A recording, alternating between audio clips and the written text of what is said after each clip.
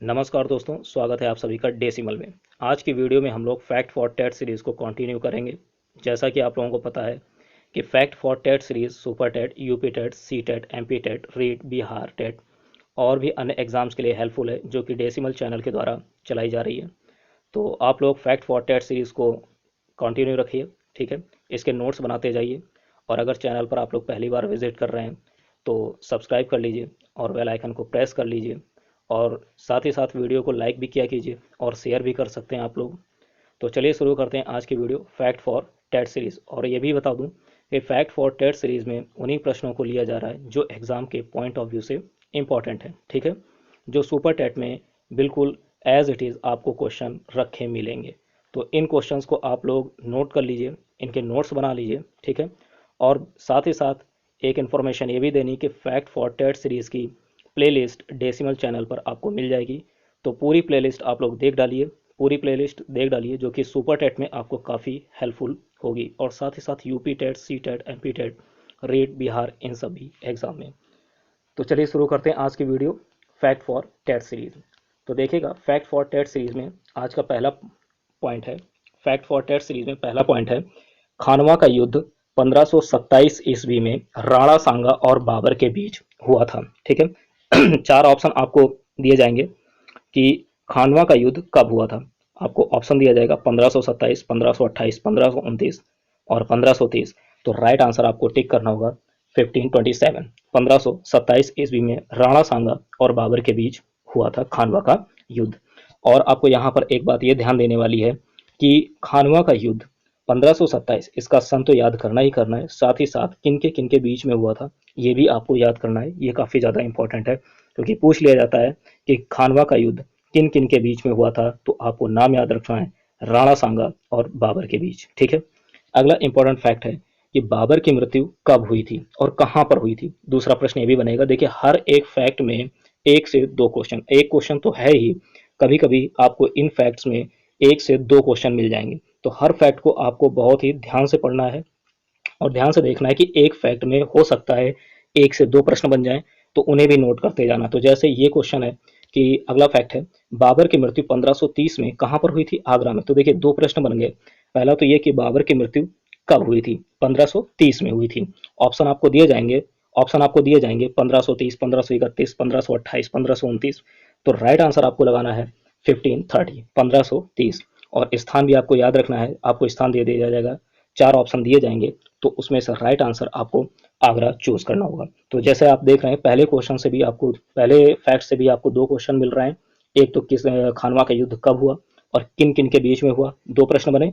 दूसरा है बाबर की मृत्यु कब हुई और कहाँ हुई, यहाँ से दो प्रश्न बने। यानी एक फैक्ट से दो प्रश्न निकल रहे हैं। इसी तरह से हो सकता है आगे भी एक फैक्ट से दो से तीन क्वेश्चन बन जाए। तो आपको हर एक फैक्ट को बहुत ही गहराई से पढ़ना है, ठीक है। अगला फैक्ट है, मौर्य साम्राज्य में प्रचलित मुद्रा क्या कहलाती थी? पर्ण कहलाती थी, ठीक है। इस फैक्ट को भी ध्यान देना है। प्रश्न पूछ लिया जाता है कि मौर्य साम्राज्य में प्रचलित मुद्रा को क्या कहते थे? चार ऑप्शन होंगे, आपको राइट आंसर पर्ण सेलेक्ट करना होगा, राइट आंसर पर्ण सेलेक्ट करना होगा, ठीक है। अगला फैक्ट है कि जैन चंद्रगुप्त ने जैन धर्म की दीक्षा, चंद्रगुप्त ने जैन धर्म की दीक्षा भद्रबाहु से ली थी, ठीक है, भद्रबाहु से ली थी। और ये भी हो सकता है कि यहाँ से देखिए, दो तरह से क्वेश्चन पूछा जा सकता है। एक तो चंद्रगुप्त ने जैन धर्म की दीक्षा किससे ली थी, तो आपको राइट आंसर सेलेक्ट करना होगा, राइट आंसर भद्रबाहु। लेकिन अगर प्रश्न पूछ लिया जाए कि चंद्रगुप्त ने भद्रबाहु से किस धर्म की दीक्षा ली थी, तो आपको वहां पर चार ऑप्शन दे दिए जाएंगे, ठीक है। बौद्ध धर्म, जैन धर्म और भी दो ऑप्शन होंगे। तो आपको राइट आंसर चूज करना होगा, राइट आंसर चूज करना होगा जैन धर्म। क्या? जैन धर्म, ठीक। आगे बढ़ते हैं। अगला फैक्ट है, अगला फैक्ट होगा फैक्ट फॉर टेट में कि लावा के प्रवाह से, ठीक, नोट कीजिएगा, लावा के प्रवाह से काली मिट्टी का निर्माण होता है, ठीक है। तो काली मिट्टी का निर्माण होता है लावा के प्रवाह से, और भी चार ऑप्शन होंगे, तो याद रखिएगा, लावा के प्रवाह से काली मिट्टी का निर्माण होता है, ठीक। अगला फैक्ट तो बहुत ही ज्यादा इंपॉर्टेंट है, देखिएगा, सुनहरी क्रांति का संबंध, सुनहरी क्रांति का संबंध बागवानी व शहद उत्पादन से है। सुनहरी क्रांति का संबंध बागवानी व शहद उत्पादन से। आपको चार ऑप्शन दिया जाएगा और पूछा जाएगा कि बागवानी व शहद उत्पादन से किस क्रांति का संबंध है? सुनहरी क्रांति, श्वेत क्रांति, ठीक है, रजत क्रांति। इस तरह से आपको चार ऑप्शन दिए जाएंगे। तो राइट आंसर आपको सेलेक्ट करना होगा सुनहरी क्रांति। बागवानी, ध्यान दीजिएगा, बागवानी व शहद उत्पादन से संबंधित क्रांति आपकी होगी सुनहरी क्रांति। कौन सी क्रांति? सुनहरी क्रांति। ठीक है, याद रखिएगा, प्रश्न दोनों तरह से घुमा के पूछा जा सकता है, आपको अच्छे से फैक्ट को याद कर लेना है। अगला फैक्ट है, देखिएगा, अगला फैक्ट है कि हॉर्मुज जल संधि, ठीक है, हॉर्मुज जल संधि ईरान, हॉर्मुज जल संधि ईरान व ओमान को अलग करती है। प्रश्न आएगा कि ईरान व ओमान को अलग करने वाली जल संधि है हॉर्मुज जल संधि। ठीक है, कौन सी? हॉर्मुज। आपको दो चार ऑप्शन दिए जाएंगे, हॉर्मुज, पाक, इस तरह से पाक जल संधि, हॉर्मुज जल संधि, अन्य दो भी दिए जाएंगे। तो राइट आंसर सेलेक्ट करना होगा हॉर्मुज जल संधि। हॉर्मुज जल संधि ईरान व ओमान को अलग करती है। इसी तरह से आगे बढ़ेंगे, इसी तरह से आगे बढ़ेंगे। अगला फैक्ट है, विश्व का सबसे बड़ा शीत मरुस्थल गोबी है। क्या है? गोबी। विश्व का सबसे बड़ा शीत मरुस्थल गोबी है। ठीक है, इस फैक्ट को भी आपको याद रखना है, काफी इंपॉर्टेंट फैक्ट है। नेक्स्ट, नेक्स्ट है जनजाति से लिया है, नेक्स्ट फैक्ट जनजाति से है। तो एस्कीमो जनजाति, ध्यान दीजिएगा, एस्कीमो जनजाति कहाँ से संबंधित है? आपको प्रश्न में दिया जाएगा ग्रीनलैंड, कनाडा, अन्य दो ऑप्शन और भी होंगे। ठीक है, ग्रीनलैंड, कनाडा, आपको राइट आंसर सेलेक्ट करना होगा ग्रीनलैंड और कनाडा। ठीक है, ग्रीनलैंड, कनाडा। एस्कीमो जनजाति का संबंध ग्रीनलैंड, यहाँ पर ग्रान लिख गया है, देखिएगा इसमें, ये ग्रीन कर लीजिएगा। ठीक है, ग्रीन कर लीजिएगा, इसको ग्रीन कर लीजिएगा, ग्रीनलैंड, कनाडा। ठीक है, ग्रीनलैंड, कनाडा। ठीक है, ये यहाँ पर बड़ी की मात्रा होगी। अगला फैक्ट देखेंगे, अगला फैक्ट देखेंगे, बगदाद, बगदाद टिग्रिस नदी के किनारे स्थित है। ठीक है, नदियों के किनारे बसे हुए शहर भी सुपर टेट में इंपॉर्टेंट है। नदियों के किनारे बसे शहर भी सुपर टेट में इंपॉर्टेंट है। तो आपको ध्यान देना है कि यहाँ पर जैसे प्रश्न पूछा गया है कि बगदाद, बगदाद किस नदी के किनारे स्थित है, प्रश्न पूछा जाएगा, तो आपको राइट आंसर टिग्रिस नदी, टिग्रिस नदी सेलेक्ट करना होगा कि बगदाद टिग्रिस नदी के किनारे स्थित है। नेक्स्ट है, नील नदी का उद्गम कहाँ से होता है? नील नदी का उद्गम पूछ लिया जाएगा किस झील से होता है, तो याद रखिएगा विक्टोरिया झील, विक्टोरिया झील से नील नदी का उद्गम होता है। ठीक है, अगला फैक्ट है, यूरोप महाद्वीप की सर्वाधिक महत्वपूर्ण नदी डैन्यूब नदी है। कौन सी नदी है? याद रखना है आपको कि यूरोप महाद्वीप की सर्वाधिक महत्वपूर्ण नदी का नाम बताइए। तो चार ऑप्शन में राइट आंसर आप सेलेक्ट करेंगे डैन्यूब नदी, डैन्यूब नदी। आगे देखेंगे अगला फैक्ट, अगला फैक्ट है जापान से। ठीक है, देखिएगा, जापान का नागासाकी शहर, ठीक है, जापान का नागासाकी शहर किस द्वीप पर स्थित है? प्रश्न पूछा जाएगा कि जापान का नागासाकी शहर किस द्वीप पर स्थित है, तो आपको राइट आंसर सेलेक्ट करना होगा क्यूशू द्वीप। कौन सा? क्यूशू, क्यूशू द्वीप पर जापान का नागासाकी शहर स्थित है। ठीक है, अगला फैक्ट है, एशिया में विश्व का सबसे ऊंचा पठार कौन सा है? चार ऑप्शन होंगे, आपको राइट आंसर पामीर का पठार, पामीर का पठार सेलेक्ट करना होगा कि एशिया में विश्व का सबसे ऊंचा पठार पामीर का पठार है। ठीक है, अगला फैक्ट देखेंगे, भारत के नैनी, भारत के नैनी इलाहाबाद के निकट प्रामाणिक समय व स्थानीय समय समान है। ठीक, प्रश्न पूछा जाएगा कि प्रामाणिक समय व स्थानीय समय भारत के किस स्थान पर समान है? प्रामाणिक समय व स्थानीय समय भारत के किस स्थान पर समान है? तो आपको राइट आंसर टिक करना होगा इलाहाबाद के नैनी, इलाहाबाद, नैनी के, नैनी इलाहाबाद के निकट। क्या सेलेक्ट करना होगा? नैनी इलाहाबाद के निकट। ठीक है, नैनी इलाहाबाद के निकट प्रामाणिक समय व स्थानीय समय दोनों ही समान होंगे। ठीक, अगला फैक्ट देखेंगे, नेक्स्ट फैक्ट है, नेक्स्ट है कि currency note press Nashik road Maharashtra में स्थित है। प्रश्न पूछा जाएगा कि currency note press, currency note press, currency note press कहाँ स्थित है? चार ऑप्शन होंगे आपके पास, नासिक रोड महाराष्ट्र, नासिक रोड महाराष्ट्र, आपको राइट आंसर चूज करना होगा, राइट आंसर सेलेक्ट करना होगा currency note press Nashik road Maharashtra में स्थित है। अगला फैक्ट देखेंगे, अगला फैक्ट है साइंस से, देखिएगा, गुणसूत्र का नामकरण किसने किया? प्रश्न पूछा जाए तो डब्ल्यू वॉल्डेयर, डब्ल्यू वॉल्डेयर ने गुणसूत्र का नामकरण किया था। ठीक है, और कब किया था?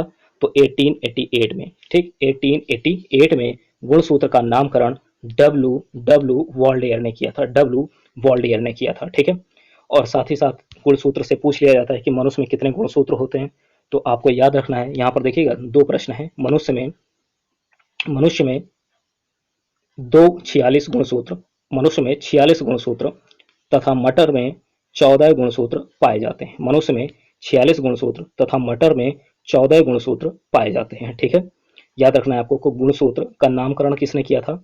तो गुणसूत्र का नामकरण किया था डब्ल्यू वॉल्डेयर ने, ठीक है। डब्ल्यू वॉल्डेयर ने कब किया था? 1888 में किया था, ठीक। और मनुष्य में 46 गुणसूत्र पाए जाते हैं, मटर में 14 गुणसूत्र पाए जाते हैं, ये भी याद रखना है आपको, ठीक।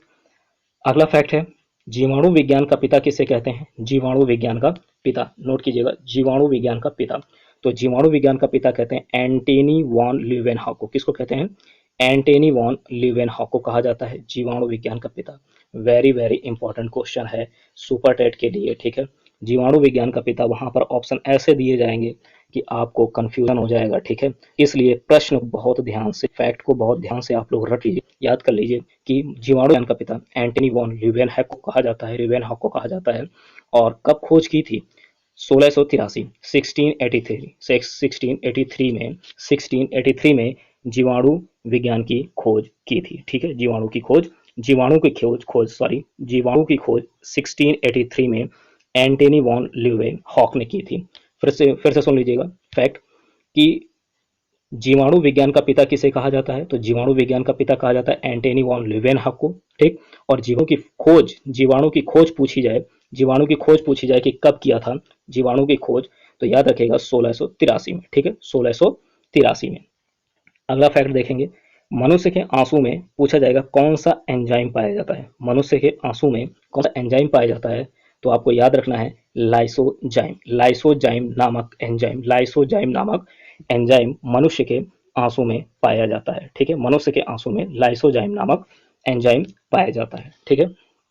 अगला फैक्ट है पोलियो वैक्सीन, ठीक, नोट कीजिएगा, पोलियो वैक्सीन काफी ज्यादा इंपॉर्टेंट है। पोलियो वैक्सीन का आविष्कार किसने किया था? John E Salk. किसने किया था? जॉन ई साल्क, काफी इंपॉर्टेंट है। जॉन ई साल्क ने पोलियो वैक्सीन का आविष्कार किया था, ठीक है। और अगला फैक्ट है अनुच्छेद 356 में राष्ट्रपति शासन निहित है। प्रश्न पूछा जाएगा कि राष्ट्रपति शासन किस अनुच्छेद में निहित है? तो राइट आंसर होगा अनुच्छेद 356, आर्टिकल 356। आपको ऑप्शन 4 दिए जाएंगे, 356, 360, ठीक है। तो 360 को याद रखिएगा, 360 क्या है?